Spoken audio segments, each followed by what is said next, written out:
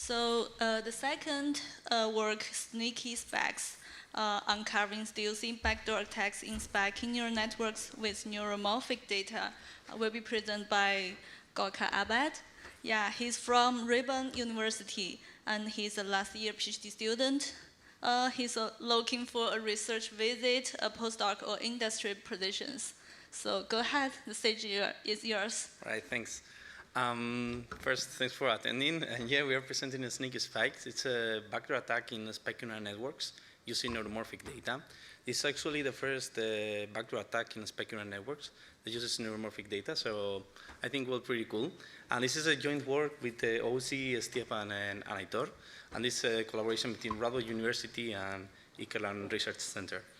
Okay, so if you don't know about specking neural networks, neuromorphic data, or backdoor attacks, don't worry, this will be covered during the presentation, okay?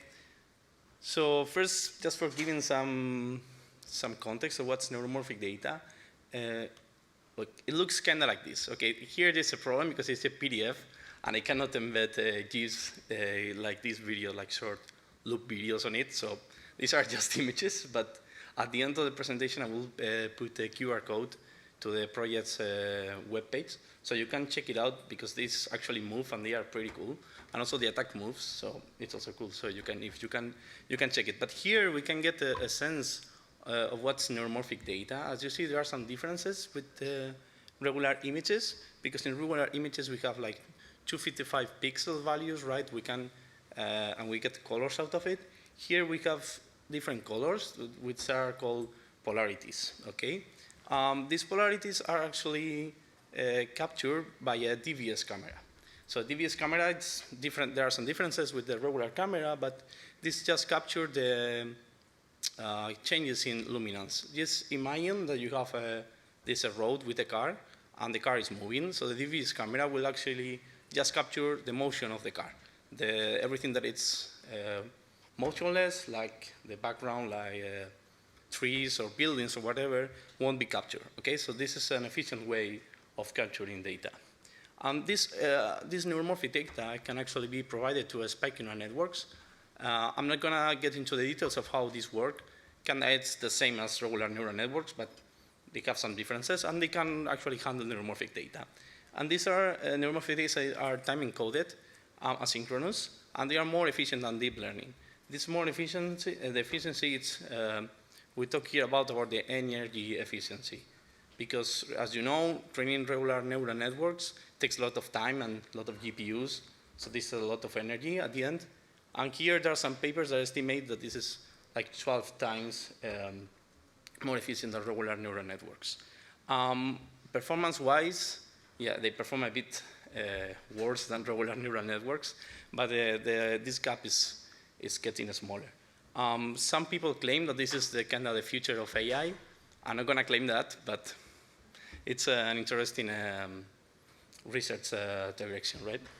Okay, cool. So now I'm gonna give some context of what's backdoor attack. Okay, here, so maybe you have attended other talks during these days of the conference where they have already covered backdoor attacks. But for those who have not attended for some reason, these backdoor attacks are training time attacks where we have a data set and the attacker can actually poison or contaminate or modify this data set or either the training process. Okay, so here, like regular neural network, we work like this. We have a data set with some clean data, some images, and some labels. So when we train and then at inference time, when the model is trained, we provide the network with an image of a stop sign, for instance. It will actually provide the output label, which would be a stop or whatever. But what happens is an attacker that can put some trigger on top of some images. In this case, is this yellow square, but it can be whatever. And we just change the label to some desired target label. In this case, a speed limit. So then when we provide this at test time, the image with the trigger, it will actually say, okay, this is a speed limit sign. Okay, cool. So now let's jump into backdoor attacks in specking neural networks. And here I need the collaboration of the audience. So please, if you are asleep, just get away for 1 minute. So these are actually some of our attacks. So this is one of our attacks. Okay, so I need you to decide which one contains a backdoor. Okay, who thinks this is the first one? Just raise your hand, please. No one? Everyone thinks that it's the second one? Come on, just raise your hand. Okay, cool. It's actually the first one. And this one? What do you think? Who thinks it's the first one? Okay, who thinks the second one? Yay, second one. And in this one, who thinks it's the first one? Okay, who thinks the second one? Okay, here both are clean, okay? So we also did a user study just for claiming that these are really stealthy. Okay, you cannot really tell. This I know because I know which one is it, because otherwise I couldn't tell. And these actually move. So you just really check the web page because they are really cool. They kind of move. Okay, so I'm not gonna explain right now how this works. Let's just start from the beginning. So I will explain what has been our thinking process to get up to here. Okay, so we first begin investigating static backdoors. Okay, here the triggers are, as you can see, from different polarities. These are not moving, but the background is actually moving. Again, check the web page, please. So imagine this one guy just waving, and there's a trigger in some location, and it does not move. It is static, okay? So what we actually see is that the performance is really good, but it's highly dependent on the polarity and the location. For instance, if we put some trigger on the corners, it will perform better than if we put it in the middle. This is because usually the images are centered, so the action is happening in the middle. So when we put the trigger on some corner, then the model is actually able to capture both tasks, like the main task, the guy moving, and the backdoor task, which is the trigger, right? However, it depends on the polarity. If you put, for instance, the bottom right one, the one that is blue light, like light blue, in the middle, it will kind of merge with the action, so the network cannot understand really. So it's really dependent on the polarity and the location, and they are really visible, right? If you compare this with the previous ones, you can really tell which one contains a backdoor. And also there is some inconsistency, because here the backdoor, the trigger is static, while the image is actually moving. So it doesn't make a lot of sense. So we thought, okay, let's make this. Okay, I cannot move the slide. Oh, I'm so sorry. Okay, it's not working. Okay, now. So we decided to do moving backdoors. Here again, you cannot see because this is static image, but you can think that the trigger is moving from frame to frame. So it's in accordance with which are actually happening in the background. So these are actually, the performance is a bit lower than the static ones, but the thing is that it kind of works in every location and every polarity, right? And depends where the trigger position is and the trigger polarity. It's a stealthy. You cannot see where it is. Okay. However, we also have another one, but I will skip it. If there are some questions, I will come to it later. But let's just go to the one that I saw you first. Okay. This is the dynamic backdoor, and this actually we use an autoencoder for that. So the intuition is we have some clean image. We pass it through the autoencoder, and it will give us some trigger. This trigger, it's important that it's unique per sample and per frame. So this is like a moving thing, so you have several frames. This is unique per sample and per frame. Okay, and then we can do some trigger intensity reduction, because if we just overlap the trigger with the image, it will just saturate the image, and you won't be able to see anything. And we get something like what I told you, or what is here in the right. But just forget some intuition.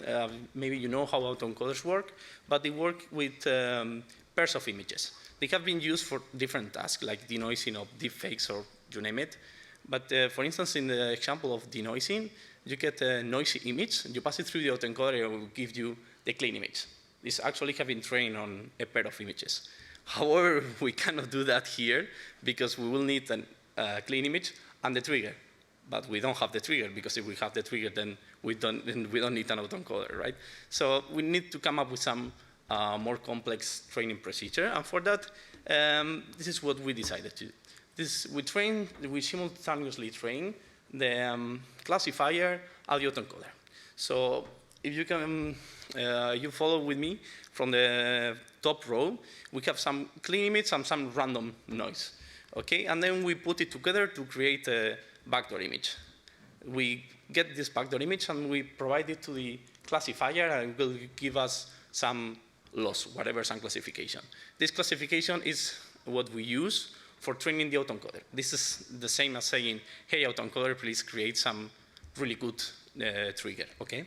And then we also get the clean image, pass it through the classifier, and we train the classifier in a combination of backdoor and clean images. So we can get both tasks at the same time in the classifier. So we can actually inject the backdoor into the classifier.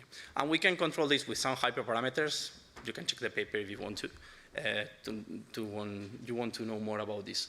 But then what happens at test time is that, yeah, for clean images, we can get unroll, whatever label it is.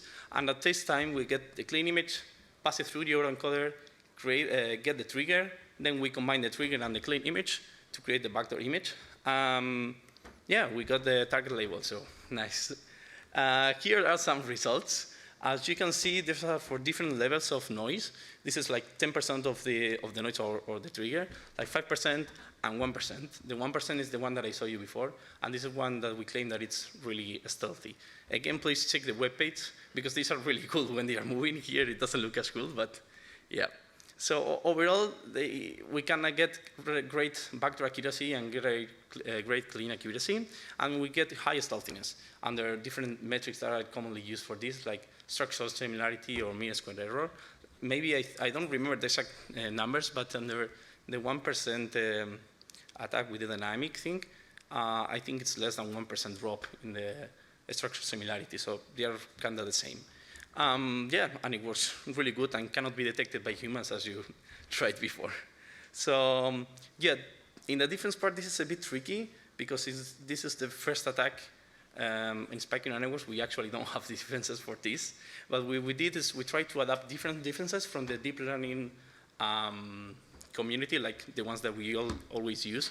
And then we try to adapt them to handle spiking networks and neuromorphic data. Some of them cannot be adapted because of their nature. But some of them, like this, like pruning, we adapt it. We are showing here the entropy levels for clean and backdoor accuracy. I mean, for clean and backdoor images. Usually, when we have this with regular images, these are really separated. There is a gap between them. So we can clearly define a boundary to just discard backdoor images. But here, if you see the x-axis, the numbers are really small. Usually in images we have this is way bigger.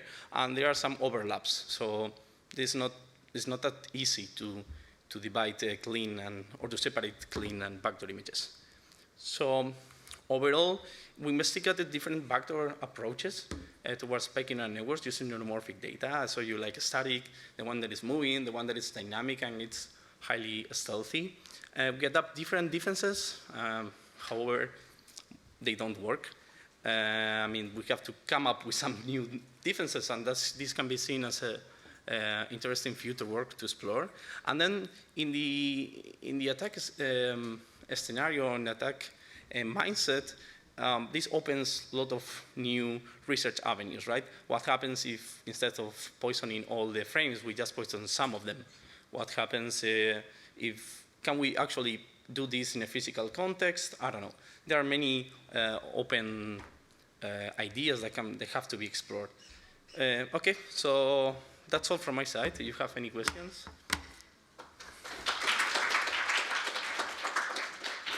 Nice talk. So any questions? Okay, I'll go for one. So how do you get the neuron graphic data? Which one, sorry? So the data, where do you get it? What data? The data, oh, these are the data sets you mean? Yeah. These are publicly available. Yeah. Okay, okay. Yeah, there are different ones, yeah. Okay, the second question is that as we know, we have many successful backdoors attacks in the image domain, the text domain. So what are main challenges in the SNN? Which are the challenges, you mean? Yeah, so for example, you're training the model in a different way or what? So Yeah. I mean, for training, there are some frameworks that actually it's quite easy to train the neural networks, the spectrum networks, but during training, usually, since we don't, this actually run in neuromorphic data, and so we don't have it, you have to use like an emulation thing. and they are pretty slow to train. So I will say that's mostly a time thing, but otherwise it's just it trains as regularly, so there are no additional challenges, I will say, in the sense of training.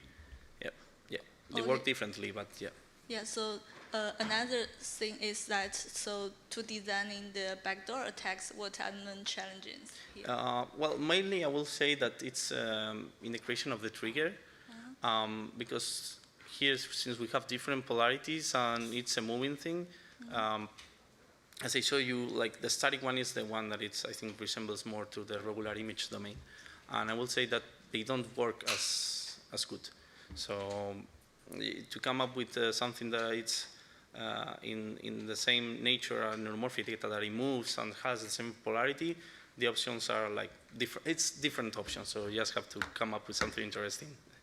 Okay, so do you have any tricks that's shared with us when we want to test this kind of backdoor attacks?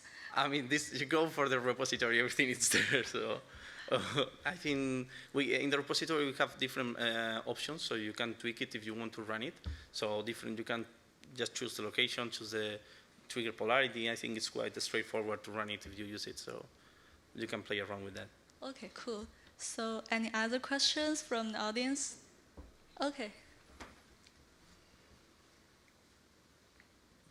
Thank you. I was just wondering, so when you poison the data set, do you poison all of the frames or just a few? Yeah, we poison all of the frames. Yes. So how many frames are there that you can, this is a hyperparameter. You can choose whatever you want, but we use 16. You know, so in the state of the art, I think in some paper that we are, we took that paper as a reference. They use 16 frames, but you can use 10, 15, 12, whatever you want. Yeah. Cool. And related question to just now, compared to backdoors that were inserted into like normal neural networks, is it like, do you find that it's easier to do it for spiking neural networks, or like harder? Like, do you need more frames, less frames? Do you do any kind of like comparison? Yeah, I did. I don't have like numbers on this. Just we did some small experimentation, and we are doing some current work on that. We saw that you don't actually need all of the frames to backdoor to achieve a backdoor, but only with one does not work. So it's like I don't know exactly, but I will say like maybe 60% of the frames, something like that. But again, I don't have the numbers. Sure. Thank you very much. Sure. Any other questions? Okay, cool. So I guess this is the end of your talk, and please go back to the last slide if anyone wants to take a picture of the code and contact. It's not working again. No. Yep. Yeah. All right, thanks. Okay, let's send the speaker again.